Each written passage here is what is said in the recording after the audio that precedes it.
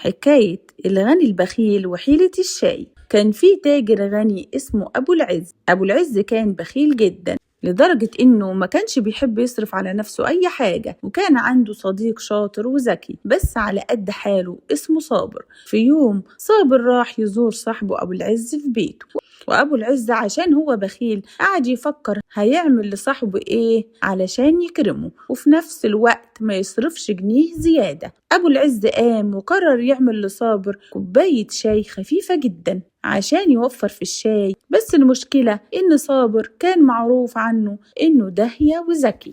أبو العز جهز كوباية الشاي وكانت فاتحة ولونها خفيف جدا، وحط فيها سكر قليل وقدمها لصابر. صابر بص في الكوباية ابتسم ابتسامة خفيفة وشرب الشاي على طول. أبو العز ارتاح وقال في نفسه الحمد لله عديت منها وما صرفتش كتير. لكن صابر بعد ما شرب الكوباية بص لأبو العز وقال له يا أبو العز يا صاحبي الشاي ده تحفة بجد، بس مشكلته الوحيدة إن فيه سكر زيادة جدا، مش عارف ازاي أنا شربت السكر ده كله. أبو العز اتصدم، سكر زيادة ايه ده، هو بالعافية حط معلقة صغيرة وكمان الكوباية لونها فاتح ومبهت.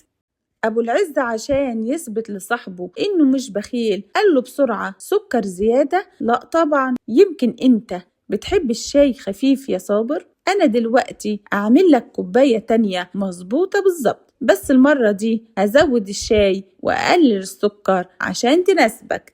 قام أبو العز بسرعة وعمل كوباية شاي جديدة، المرة دي عملها تقيلة ومركزة عشان يثبت إن الشاي الأولاني كان خفيف بس، وكمان قلل السكر عشان ما يبقاش زيادة زي ما صابر قال. صابر ضحك في سره وشرب الكوباية التانية اللي كانت زي الفل، وشكر صاحبه أبو العز على كرمه، وهو عارف إن دهاؤه خلاه يشرب شاي تقيل ومظبوط من غير ما يطلب ولا يكسر بخاطر صاحبه البخيل.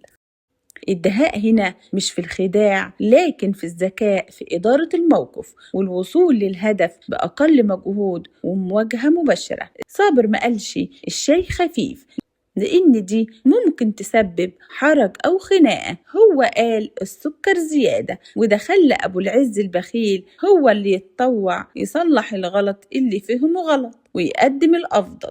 البخيل دايما بيقع في فخ إثبات إنه مش بخيل. صابر لعب على الحتة دي بذكاء شديد. دي كانت قصة بسيطة عن دهاء التصرف، أتمنى القصة دي تكون لمست قلبك.